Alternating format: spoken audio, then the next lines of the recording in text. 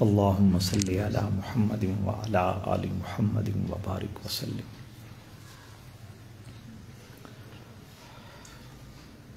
وہ کیا ہے؟ جابر بن سلیم ہے کہ سلیم بن؟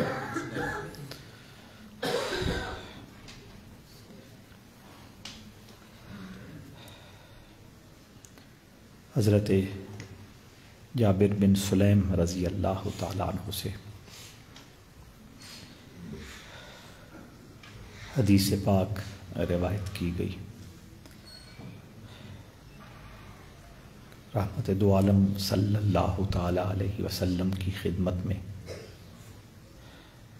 آپ نے عرض کی کہ مجھے کوئی نصیحت فرمائے، تو اللہ کے حبیب صلی اللہ تعالیٰ علیہ وسلم نے انہیں فرمایا کہ کسی کو برا بھلا مت کہنا۔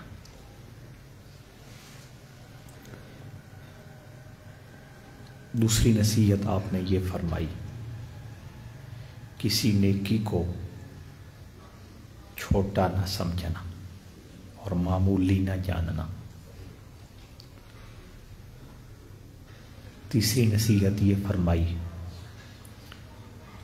کہ جب بندہ مومن کسی سے ملاقات کرتا ہے تو اپنے لبوں پر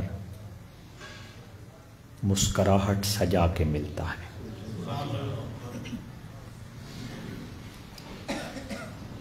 اور چوتھی نصیحت جس پہ پچھلے جمعۃ المبارک کو ہماری گفتگو کا آغاز ہوا، وہ یہ تھی کہ اللہ کے حبیب صلی اللہ تعالی علیہ وآلہ وسلم نے فرمایا کہ اپنے ٹخنوں کو ننگا رکھو، شلوار پہنی ہو یا تہبند باندھا ہو، ہر صورت میں ٹخنے ننگے ہونے چاہیے۔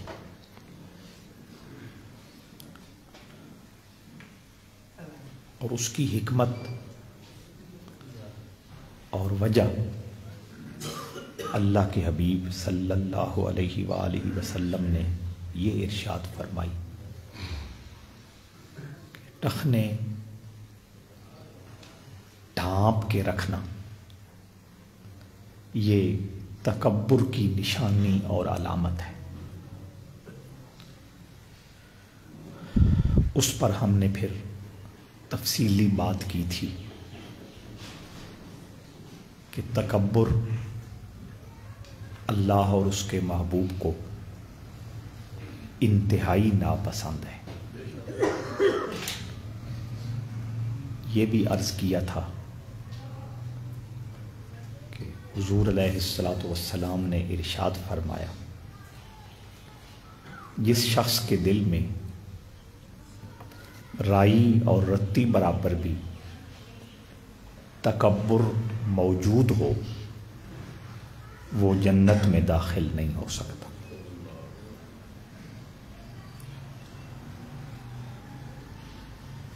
پھر اس پر ہم نے تکبر کی 3 علامتیں عرض کی تھی، یا 3 درجے کہہ لیجیے بیان کیے تھے۔ پہلا درجہ یہ تھا کہ کسی خوبی پر انسان اپنے اندر اندر ہی ناز اور فخر کرتا رہے، اور دوسرا درجہ یہ تھا کہ اپنے لب و لہجے سے، اپنی چال ڈھال سے اور اپنے رویے سے یہ ثابت کرے کہ میں دوسروں سے بلند اور اچھا ہوں۔ اور تیسرا یہ عرض کیا تھا کہ بات بڑھتے بڑھتے یہاں پہنچ جائے کہ وہ شخص زبان سے بھی یہ کہنے لگے کہ میں دوسروں سے برتر اور بلند ہوں اور دوسرے کچھ نہیں ہیں، ان کی کوئی حیثیت نہیں ہے۔ یہ تکبر کی سب سے بدترین اور خطرناک علامت ہے۔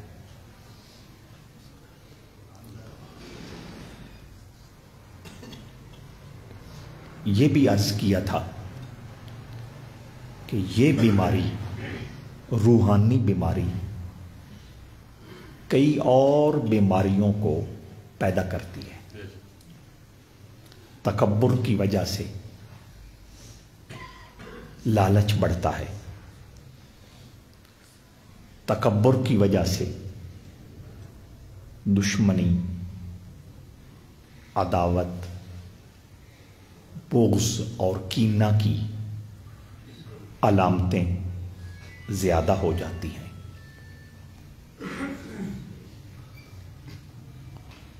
یہ تکبر ہی ہے جو اس وقت کرسی کا سب سے بڑا فساد اور جھگڑا ہے۔ ایک فریق کہتا ہے میں اہل ہوں، میں قابل ہوں، میں خیر خواہ ہوں، اور دوسرے پر الزام لگاتا ہے۔ یہی بڑا پن اور اپنے آپ کو دوسرے سے اونچا سمجھنا پورے ملک کی تباہی کا سبب بن رہا ہے۔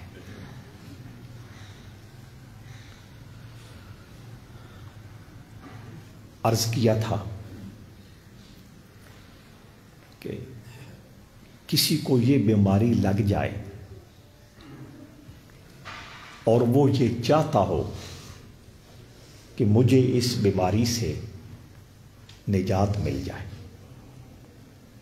اور چاہنا چاہیے۔ جسمانی بیماری ہو تو بندہ بہت سیریس ہو جاتا ہے، سنجیدہ ہو جاتا ہے، خرچ بھی کرتا ہے، وقت بھی نکالتا ہے،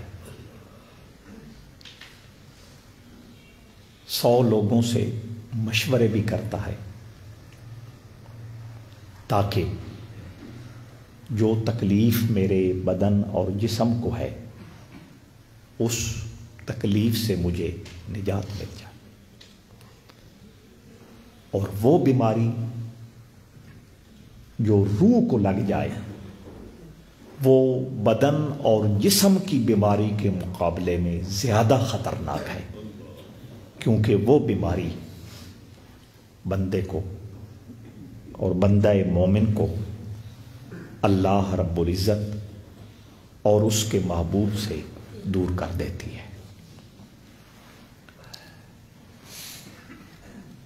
جسمانی بیماریاں تو کئی حوالوں سے انسان کے لیے نعمت بھی بن جاتی ہیں، لیکن یہ جو روحانی بیماری ہے یہ انسان کی آخرت کو اور انسان کی قبر کو خراب کر دیتی ہے۔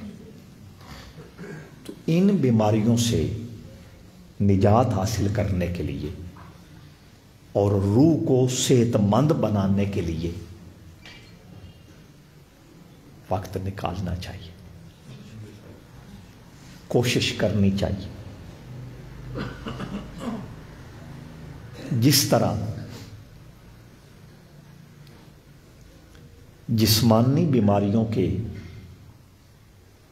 معالج موجود ہیں، اگر کوئی ڈھونڈے تو روحانی بیماریوں کے علاج کرنے والے بھی دستیاب ہیں.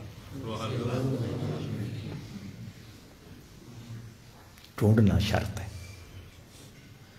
اور نبی کریم صلی اللہ تعالی علیہ وآلہ وسلم نے فرمایا من جد وجد، جس نے کوشش کی وہ اپنی منزل پا لے گا.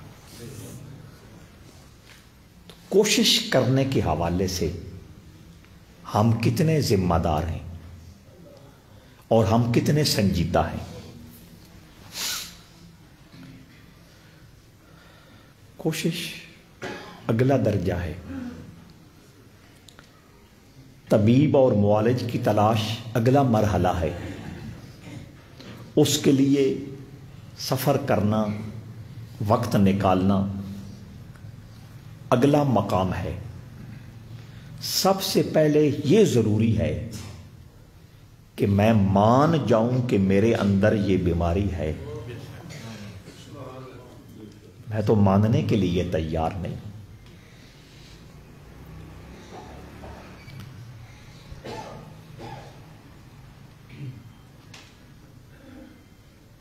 اس دنیا میں جو مرید اور پیر کا رشتہ ہے،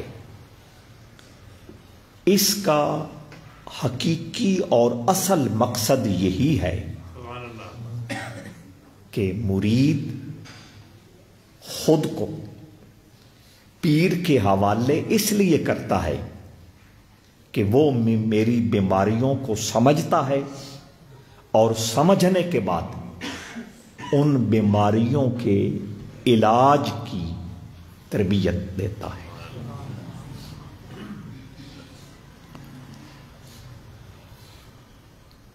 تو جس کو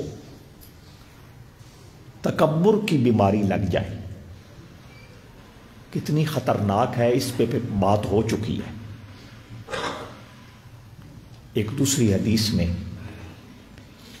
حضور علیہ الصلوۃ والسلام نے فرمایا کہ اللہ فرماتا ہے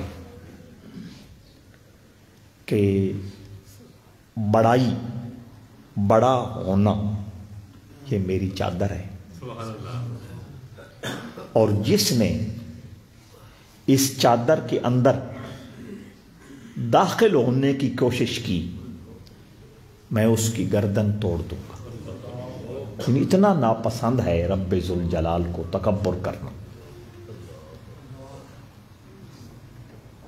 اسی لیے جو سب سے بڑی عبادت ہے اور سب سے زیادہ عبادت ہے اور جس کا سب سے پہلے روز قیامت سوال ہوگا، اس کے اندر سب سے زیادہ پڑھے جانے والا لفظ اللہ اکبر ہے کہ اللہ سب سے بڑا ہے. یعنی یہ اتنی خطرناک بیماری ہے اپنے آپ کو بڑا سمجھنے والے کی کہ اس کا علاج کرنے کے لیے اللہ نے نماز کے ہر رکن کے شروع میں اللہ اکبر لگا دیا. قیام کرنا ہے تو اللہ اکبر، رکوع کرنا ہے تو اللہ اکبر، سجدے میں جاننا ہے تو اللہ اکبر، اٹھنا ہے تو اللہ اکبر، تاکہ بار بار ایک لفظ اور جملہ بولنے سے دل و دماغ میں یہ حقیقت بیٹھ جائے کہ اللہ ہی سب سے بڑا ہے، میں کچھ نہیں.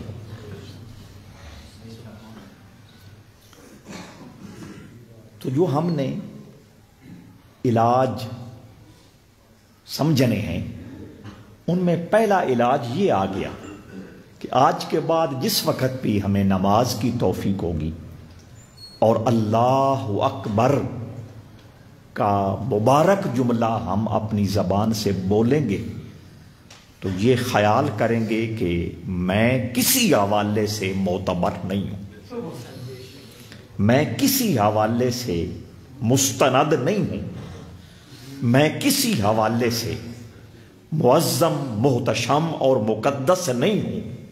ہر قسم کی کبریائی اور بڑائی اللہ کو زیب دیتی. اس خیال سے دوران نماز اللہ اکبر کہنا ہے، طوطے کی طرح یہ لفظ نہیں بولنا۔ طوطا بھی تو بولتا۔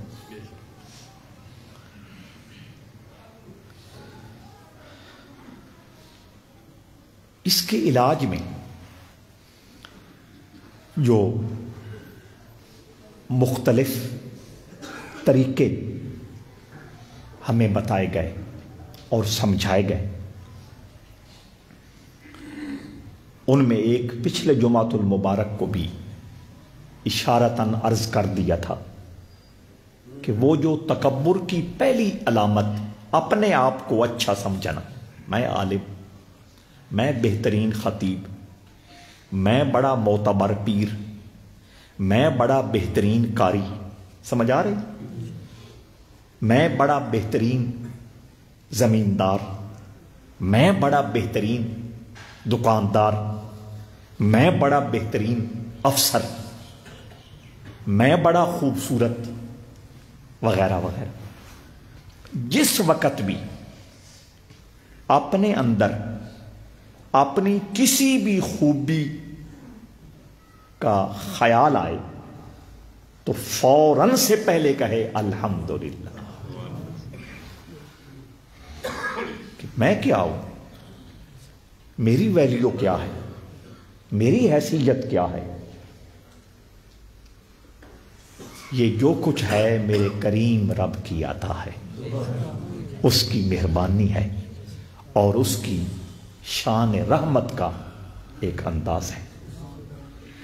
جب اپنی ہر خوبی کو اللہ کی عنایت سمجھ لیں گے اور اللہ کی مہربانی سمجھ لیں گے اور اللہ کی عطا سمجھ لیں گے تو دل اور دماغ پلٹ کر اللہ کی ذات کی طرف متوجہ ہو جائے گا، اور وہ جو وسوسہ اور خناس اندر سر اٹھا رہا ہے وہ خود بخود دب جائے گا، اور اللہ کی عطا اور اللہ کی کبریائی کی چھتری تن جائے گی۔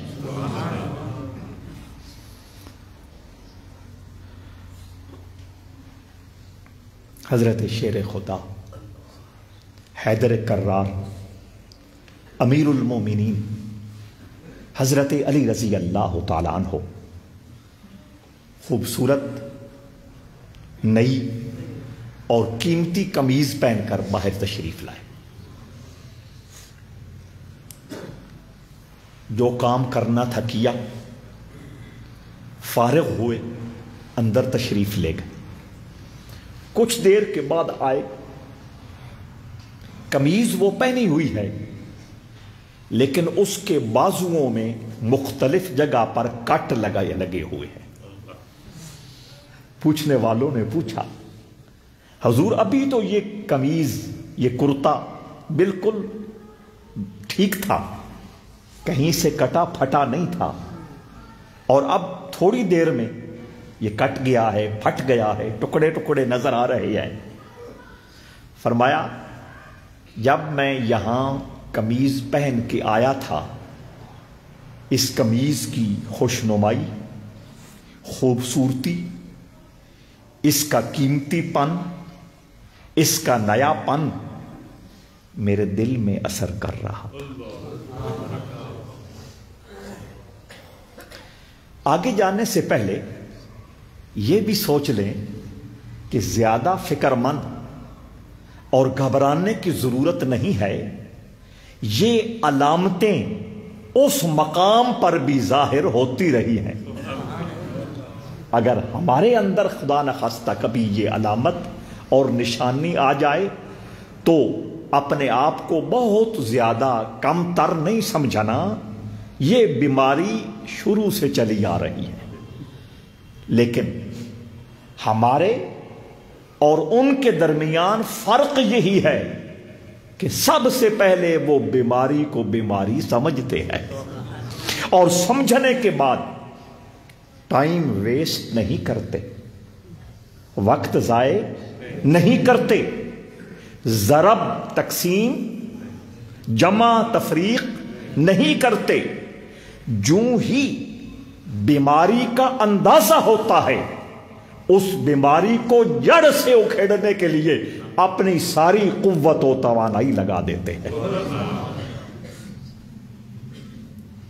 فرمایا اس کا خوبصورت ہونا، قیمتی ہونا اور میرے جسم پر اس کا جچ جانا، وہ مجھے اندر اندر سے ڈسٹرب کر رہا تھا۔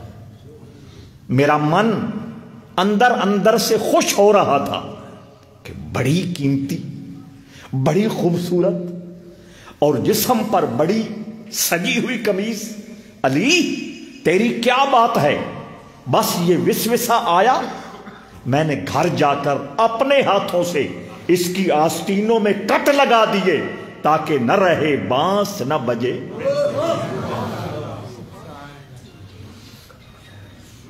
یہ علاج ہے اور یہ مولا علی کی سنت ہے۔ بیماری پہ مطلع ہونا اور بیماری کا فوراً علاج کرنا، یہ علی کا طریقہ ہے، اور علی سے محبت کرنے والے کی ریت اور روایت بھی یہی ہونی چاہیے کہ وہ بیماری کو بیماری جان کر اس کا علاج کرے۔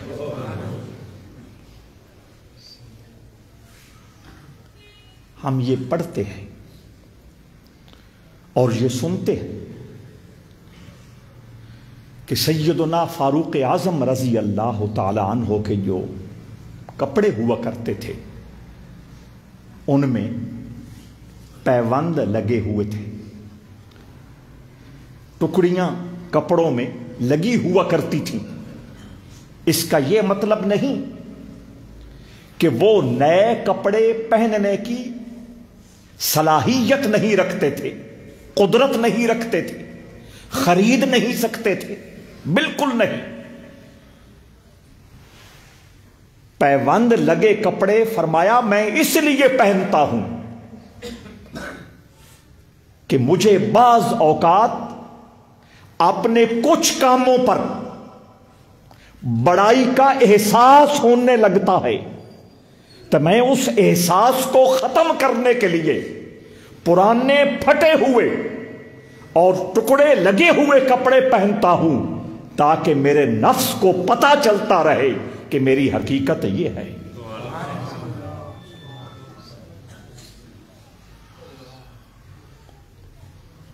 سیدنا فاروق اعظم رضی اللہ تعالی عنہ ایک مرتبہ گھر سے نکلے اور اپنی پشت پر پانی کی مشک رکھی ہوئی تھی کہ نہ پانی دی مشکاں ویکھی ہوئی ہیں نا پرانے زمانے میں، ابھی بھی سندھ کے علاقوں میں اس کا رواج موجود ہے، عرب کے بعض علاقوں میں بھی وہ مشکیں موجود ہیں، وہ چمڑے کا ہے۔ وہ پانی کی مشک پانی سے بھری ہوئی اپنی پشت پہ رکھی ہوئی اور باہر نکل کر اپنے ہاتھوں سے لوگوں کو پانی پلانا شروع کر دیا۔ ایک نے کہا حضور مجھے دے، دوسرا کہنے لگا حضور مجھے دے، تیسرے کہنے لگا مجھے پکڑا دیں۔ فرمایا نہیں، جب پانی سے وہ مشک خالی ہو گئی سب کو پانی پلا لیا، پھر بتایا کہ ابھی دوسرے ملک سے کچھ لوگ مجھے ملنے کے لیے آئے، جب وہ ملاقات کر کے چلے گئے تو میری ان سے جو باتیں ہوئی، جو گفتگو ہوئی، جو سیاسی ڈائلاگ ہوئے اور جو معاملات میں نے ان سے ڈیل کیے، اس کی وجہ سے میرے اندر کچھ برتری کا احساس ہوا کہ میں کتنا باصلاحیت ہوں، میں کتنا عظیم لیڈر ہوں، اللہ نے مجھے کتنی سمجھ بوجھ اور سمجھداری کا نور عطا کر رکھا ہے۔ یہ خیال میرے اندر سر اٹھاتا ہے تو میں اس کا علاج کرنے کے لیے ان مسکینوں کی خدمت کر کے اپنے نفس کو بتانا چاہتا ہوں کہ عمر تیری اصل حیثیت یہ ہے۔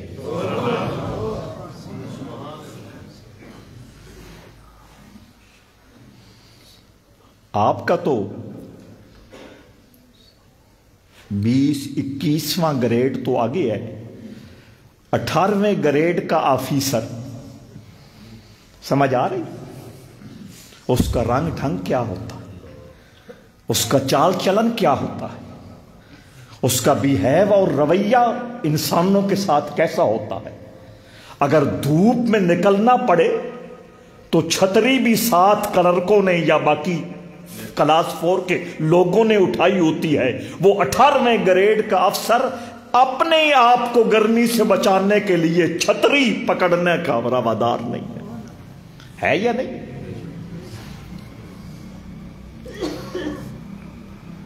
تو سیدنا فاروق اعظم رضی اللہ تعالیٰ عنہ حضور کی امت کو بتا رہے ہیں کہ جب کبھی اندر خیال آ جائے کہ میں کچھ ہوں، میرے اندر یہ کمال اور خوبی ہے، اس کمال اور خوبی کا احساس آنے کے بعد تکبر کے جراثیم بڑھنے کا شک ہو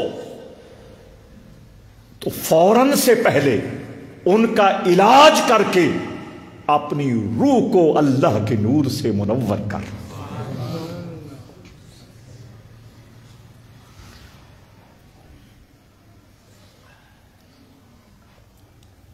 ایک بزرگ، ابھی حضرت ابو ہریرہ کی بات سنانی ہے، میں اگر بھولا تو یاد کرا دیں۔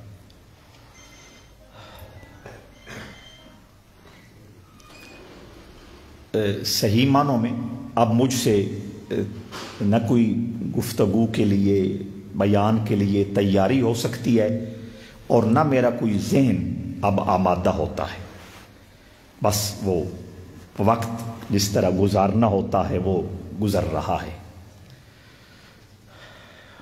حضرت مالک بن دینار ایک مشہور بزرگ ہیں رسول اللہ صلی اللہ تعالی علیہ وآلہ وسلم کی امت کے۔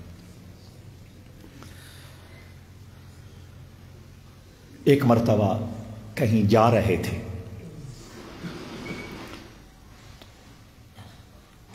ایک شخص کو سامنے دیکھا، اس کے چلنے کا انداز ایمان والے جیسا نہیں تھا، بازو اس طرح وہ لٹکا لٹکا کر چل رہا تھا، سینہ پھلا کر باہر نکال کر جسے تان کے کہتے ہیں وہ چل رہا تھا، اور جان بوجھ کر پاؤں زمین پر زور سے مارتا تھا۔ وہ جس طرح پچھلے جمعے میں نے عرض کیا اور آج بھی اس کو دہرایا ہے کہ تکبر کا دوسرا درجہ یہ ہے کہ بندہ اپنے انداز سے، اپنے طور طریقے سے، اپنے جسم کی چال ڈھال سے یہ شو کرے کہ میں بھی کچھ، سمجھ آئی؟ یہ دوسرا، اور اس کو اختیال کہا، پچھلے جمعے بتایا تھا، اور اللہ فرماتا ہے لا یحب کل مختال فخور، جسم سے، کپڑوں سے، گاڑیوں سے، اپنے معاملات سے تکبر کو ظاہر کرنا اور اپنی زبان سے تکبر کا اظہار کرنا، یہ دونوں وہ رویے ایسے ہیں جن کو اللہ پسند نہیں فرماتا۔ اللہ کی محبوبیت کا جو سرکل ہے اس سے ایسے لوگ نکال دیے جاتے۔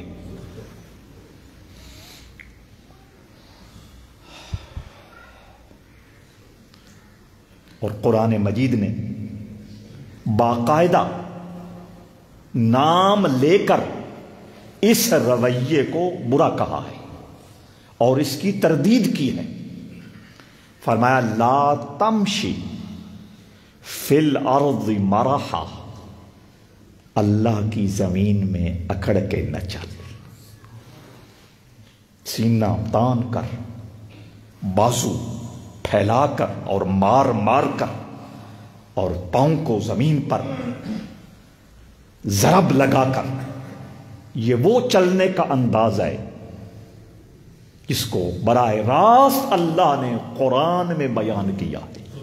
اب آپ کو اندازہ ہو رہا ہوگا کہ بڑائی اور تکبر کا ہر لب و لہجہ اللہ کو ناپسند ہے۔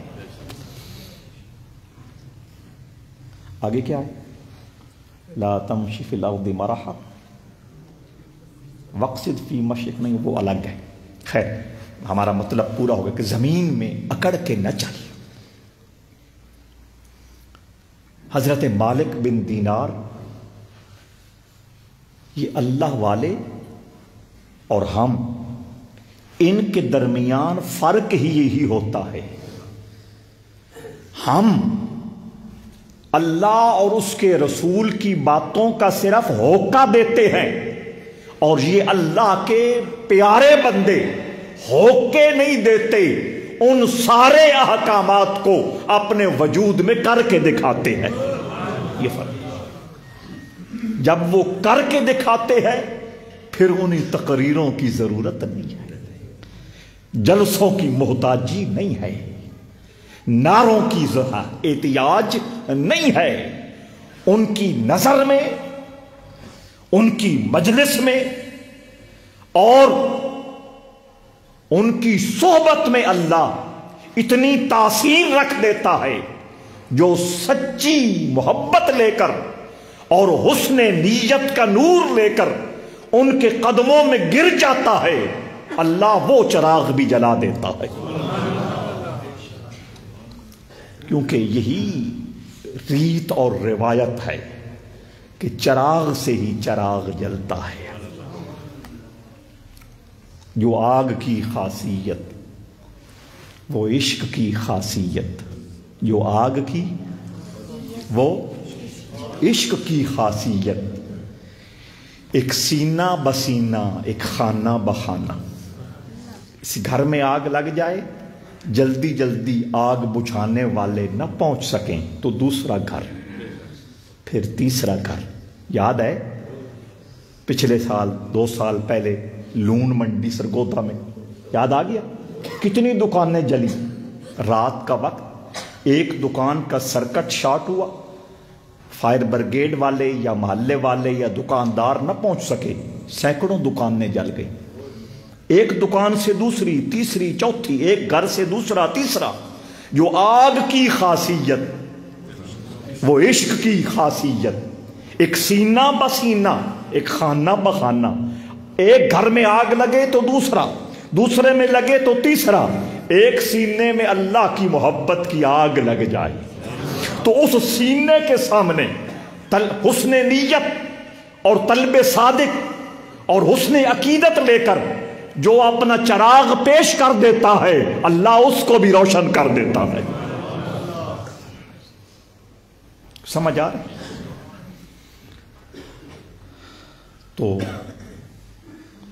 حضرت مالک بن دینار رحمت اللہ تعالی علیہ نے اس کا وہ بکھرا ہوا انداز دیکھا تو اپنے رب کی محبت و معرفت میں فنا ہونے کی وجہ سے اس رویے کو برداشت نہ کر سکے، کیونکہ اللہ نے فرمایا بڑا پن میری چادر ہے۔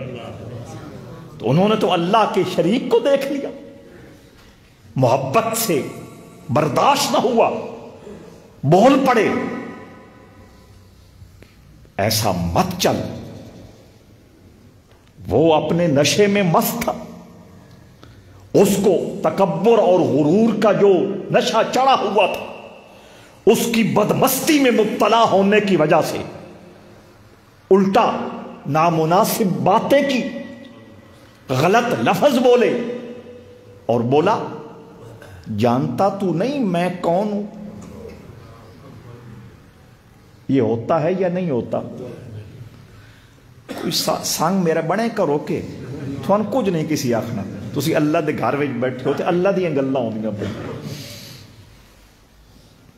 یہ ہوتا ہے۔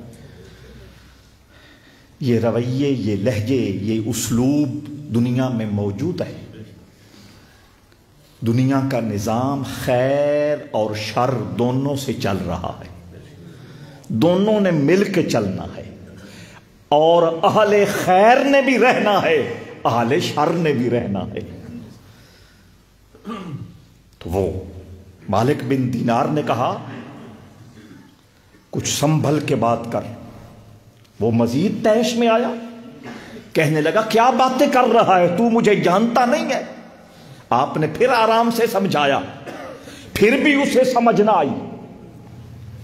توجہ چاہتا ہوں، آخر آپ نے ایک تاریخی جملہ کہا، 3 لفظ بولے، 3 جملے بولے۔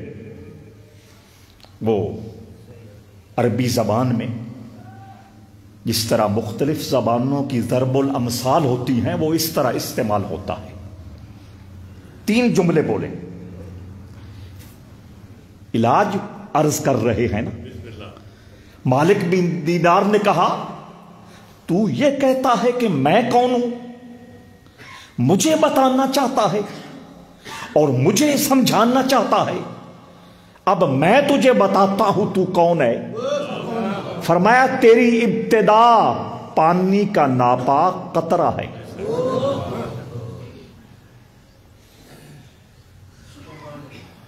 اور فرمایا تیری انتہا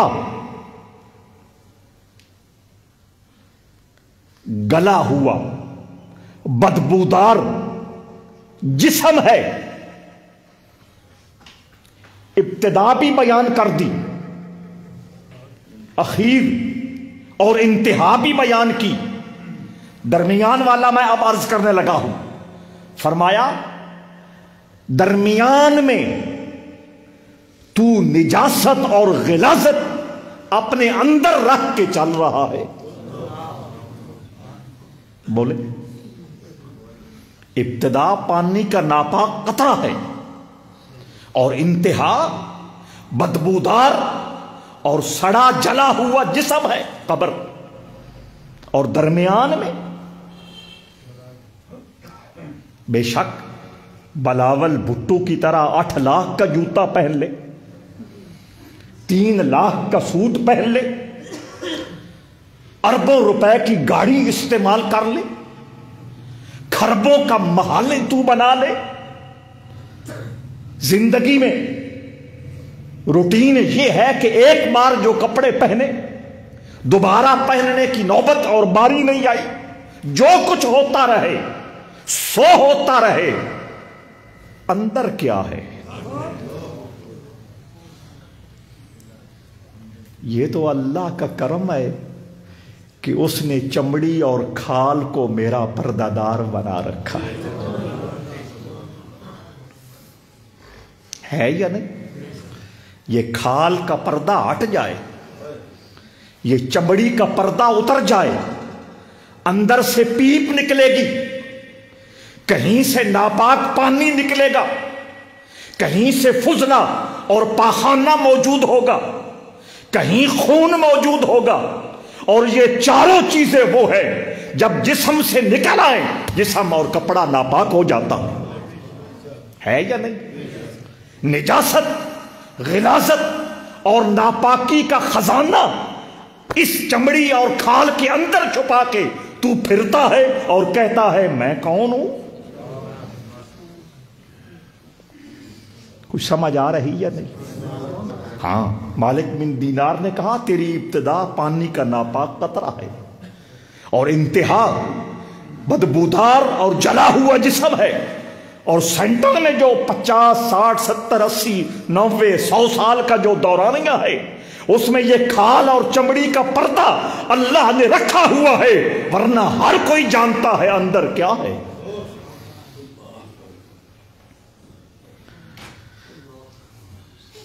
علاج بتایا یا نہیں بتایا؟ مجھے تو کچھ نہ کچھ اندازہ ہو رہا ہے جب سے سونا پڑھا ہے کہ جب بھی مجھے اپنی پیری کا خیال آنے لگے، جب بھی مجھے اپنی مال و دولت کا خیال آنے لگے، جب بھی مجھے اپنے واعظ بیان اور تقریروں کا خمار چڑھنے لگے، تو میں ایک لمحے سے پہلے سوچوں میں کیا ہوں۔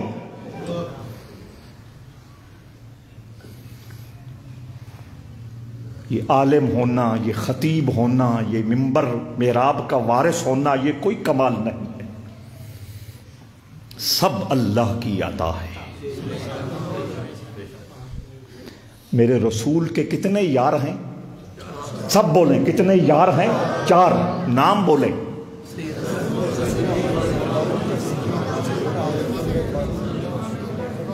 عثمان غنی اور حضور حیدر کرار۔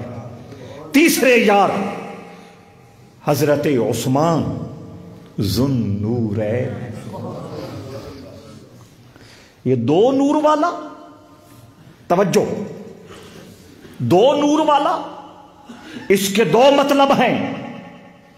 ایک مطلب یہ ہے کہ میرے رسول کے 2 جگر کے ٹکڑے ایک ایک کر کے ان کے نکاح میں رہے، اس لیے وہ 2 نور والے، حضرت سیدہ رقیہ اور حضرت سیدہ ام کلثوم۔ جب دوسری کی بھی وفات ہو گئی، میرے رسول نے کہا اگر 40 بیٹیاں ہوتی ایک ایک کر کے عثمان کو دیتا جاتا۔ اتنا اعتبار، اتنا اعتماد عثمان پر۔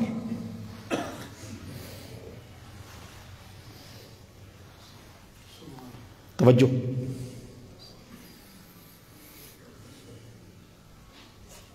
اور دوسرا مطلب یہ ہے کہ ایک میرے رسول کی ولایت ہے، ایک میرے رسول کی خلافت ہے۔ شاہ ولی اللہ محدث دہلوی نے لکھا کہ حضرت عثمان کو جو 2 نور والے کہا گیا، اس کا مطلب یہ ہے کہ حضرت عثمان کو رب ذوالجلال نے صدیق اکبر اور فاروق اعظم کی خلافت کا فیض بھی دیا، علی کی ولایت کا فیض بھی دیا۔ یہ 2 نور والے جب خلیفہ بنے، منبر پہ بیٹھے، خطبہ دینا تھا۔ طالب علم سن رہے ہیں میری بات؟ خطبہ دینا تھا، گفتگو کرنی تھی، واز کرنا تھا۔ بسم اللہ پڑھی، آگے زبان بند، ایسے جیسے کسی نے تالا لگا دیا اور چابی کسی نے چھپا لی ہے۔ چند منٹ بیٹھے، ہزاروں صحابہ سامنے، تابعین سامنے، اور وہ انتظار کر رہے ہیں کہ رسول کا نائب، صدیق اکبر کا نائب، عثمان کا، عمر کا نائب اپنے منہ سے پھول بکھیرنے والا ہے، اللہ کی توحید اور مقام رسالت اور ریاست مدینہ کے بارے میں کوئی منشور بیان کرنے والا ہے۔ چپ۔ آخر یہ کہہ کر منبر سے اتر گئے کہ اس وقت مجھے کچھ یاد نہیں، میں کچھ نہیں بول سکتا، السلام علیکم۔ اب بتائیں پھر یہ اللہ کی عطا ہے یا نہیں؟ پھر کس بات پہ مولوی نخرے کرے، کس بات پہ بیانے طے کرے؟ توجہ ہے یا نہیں؟ کس بات پہ شرطیں طے کرے، کس بات پہ ہٹ ہٹ کے آئے؟ کچھ خدا کا خوف کرو۔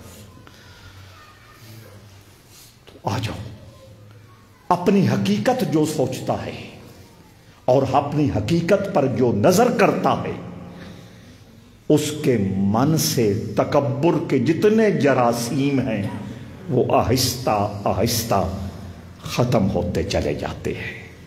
میری بنیاد پانی کا ناپاک قطرہ ہے، اگر میں تکبر کی دلدل میں دھنسا رہا تو میرا اخیر جلا ہوا بدبودار جسم ہے، اور باقی جتنا عرصہ میں زندہ ہوں، دنیا میں موجود ہوں، میں تو نجاست اپنے اندر لے کے چل رہا ہوں۔ خدا نہ خواستہ کسی کو جلدی بیماری لگ جائے، ہر وقت خون رس رہا ہو جسم سے، یا آپ بولیں کیا چیز رس رہی ہو؟ پیپ، کتنا ہی پیارا ہو، کتنا ہی قریبی رشتہ دار ہو، کتنے دن برداشت کریں گے، کھال کا پردہ نہیں رہا۔ سمجھ آ گئی؟ علاج تو ہر کمال کو جو بھی کسی کے پاس ہے، سب سے پہلے وہ اسے اللہ کی عطا سمجھے۔ پھر بھی بیماری موجود ہو، پھر بھی نفس کا خناس سر اٹھا رہا ہو اور تجھے غرور، فخر اور تکبر میں مبتلا کرنے کی کوشش کر رہا ہو، تو پھر اگلا علاج یہ ہے، اپنی خامیوں کو دیکھنا شروع کر دے۔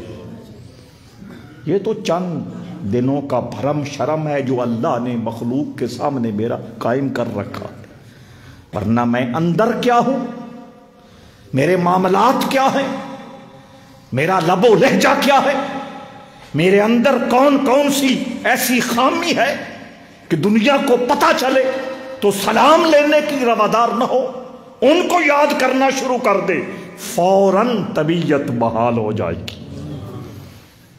ہم سب مل کے یہ علاج کریں گے نا؟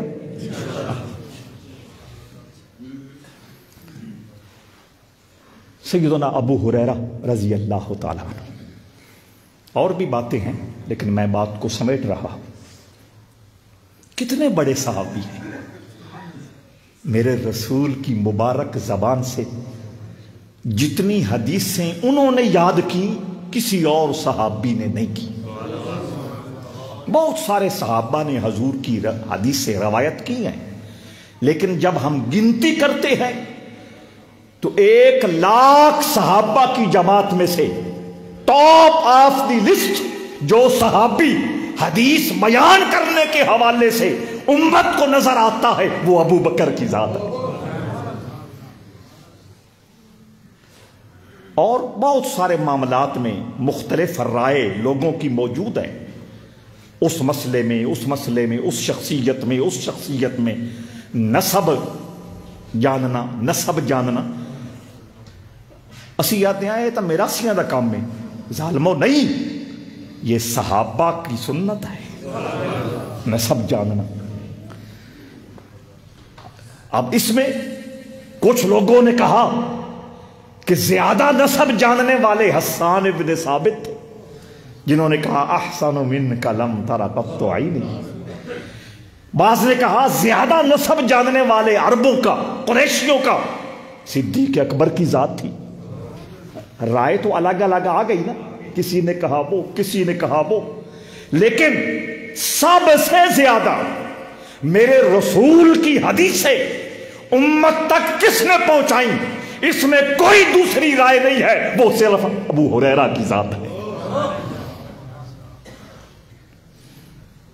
اور میں نے آپ کو سنا رکھا ہے، ایک دن رو کے عرض کی تھی، سائے کی طرح ساتھ رہتا ہوں، آپ کے لبوں سے جھڑنے والے جو پھول ہیں ان کو سنبھالنے کی 100% کوشش کرتا ہوں، لیکن حافظہ ساتھ نہیں دیتا، یاداشت پوری مدد نہیں کرتی۔ میرے کریم رسول نے کہا آج کے بعد جب میری کچہری میں آؤ، چادر کندھوں سے اتار کر میرے اور اپنے درمیان بچھا دیا کرو، جب کچہری برخاست ہو جائے، محفل ختم ہو جائے، چادر کو سینے پہ لگا لیا کرو۔ ابو ہریرہ کہتے ہیں مجھے اللہ کی کبریائی کی قسم، اس کے بعد رسول اللہ کی زبان سے جو سنا وہ میری یاداشت میں محفوظ ہوتا گیا۔ یہ وہ ابو ہریرہ، کس کس عظمت کو بیان کیا جائے۔ یہ گورنر بنے، کیا بنے؟ بحرین کے، جانتے ہیں بحرین ملک ہے، اکثر جاتے ہیں، یہاں کے بھی کئی لوگ گئے ہوئے ہیں۔ اس وقت تو وہ علاقہ کئی چھوٹے چھوٹے ملکوں میں تقسیم ہے نا، Dubai, Sharjah, Abu Dhabi, Muscat, Qatar, ایسا ہی ہے نا، مختلف، عمان، مختلف ریاستیں. اس وقت یہ سارا خطہ صرف 2 حصوں میں تقسیم تھا، ایک یمن، دوسرا بحرین. اب تو بحرین سرگودا شہر سے بھی چھوٹا ہو گیا، اور اس وقت پورا یہ علاقہ عرب کا، سعودی عرب، حجاز مقدس کے بعد سارا یہ علاقہ، صرف 2 بڑے نام تھے، ایک یمن اور ایک بحرین. اور جناب ابو ہریرہ بحرین کے گورنر بنائے گئے. ایک دن کیا ہوا،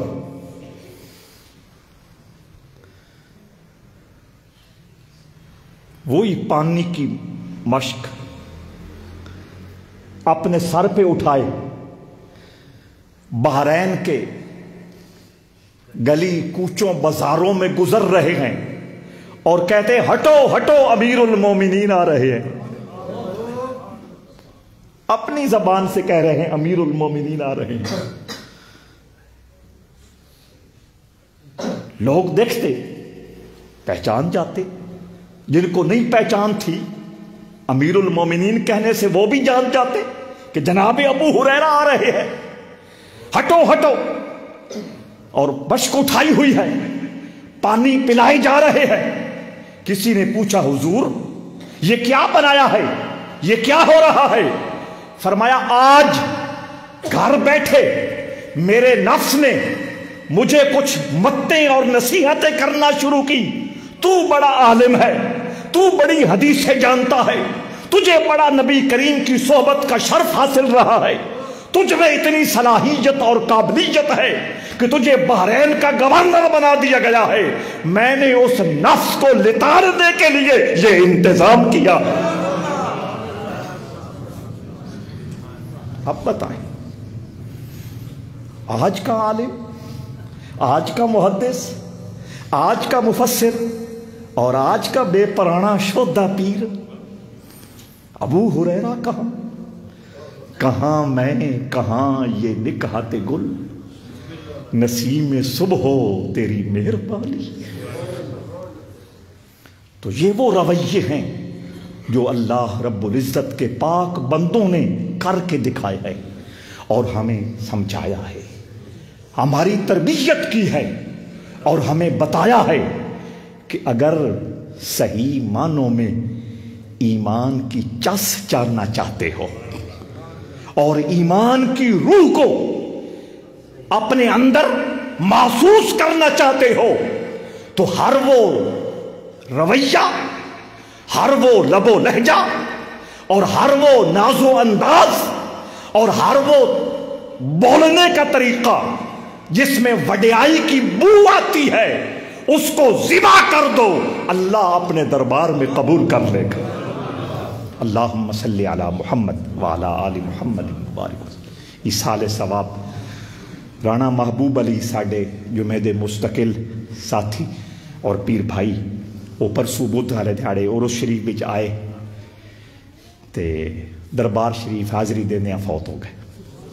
اج انہاں دا کل بھی ہو گیا. بالخصوص انہاں دے درجات دی بلندی واسطے دعا.